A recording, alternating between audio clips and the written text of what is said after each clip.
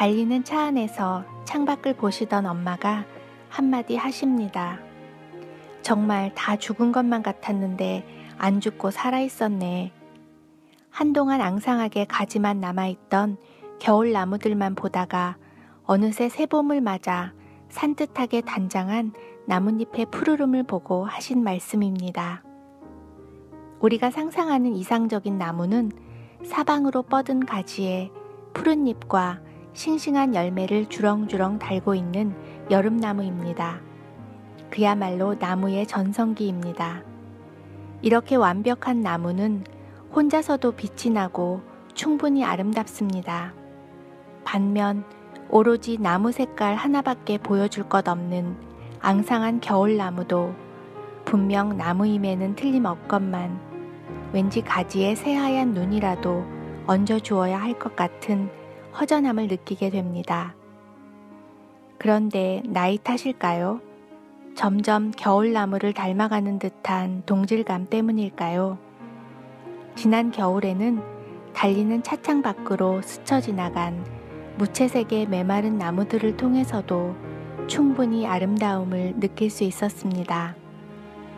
분명 혼자 서 있었다면 그저 초라하게만 보였을 삐쩍 마른 앙상한 겨울나무였겠지만 함께 어우러져 있는 모습이 마치 안개꽃의 몽환적인 느낌을 닮은 듯하여 이 또한 하나님의 작품이구나 라는 탄성이 나왔습니다. 저녁 식사를 마치고 막내가 다니는 중학교 오케스트라 콘서트를 보러 갔습니다. 초등학교 5학년이 되면 악기를 하나씩 선택해서 오케스트라나 밴드부에서 함께 배우고 연주하는 좋은 기회가 있는데 대부분의 아이들이 그때부터 악기를 하나씩 배우기 시작합니다. 큰아이들이 5학년이었을 때 첫 번째 밴드 콘서트는 지금도 기억이 납니다. 이제 막 걸음마를 시작한 아이들의 연주에는 완성된 음악을 듣는 시간이라기보다는 레슨을 받으며 코드를 연습하는 수준이었습니다. 그럼에도 부모님들의 박수 소리는 어떤 유명한 연주회에서도 이보다 더 클 수 없을 만큼 우렁찼습니다. 아이들의 배우는 속도는 놀랍습니다. 불과 몇 년 사이에 최신 영화 음악은 물론 유명한 클래식 곡들을 아름답게 연주해낼 만큼 성장했습니다. 콘서트를 마치고 바이올린을 연주했던 막내딸과 저의 대화입니다. 엄마, 나 몇 군데 틀렸어. 그래? 엄마는 잘 모르겠던데 대신 다른 친구들이 잘해줘서 티가 안 났나? 근데 엄마, 내 친구들도 여기저기 틀렸대. 그랬대? 그래도 엄마는 다 잘한 것 같던데. 이런 대화들을 나누며 생각했습니다.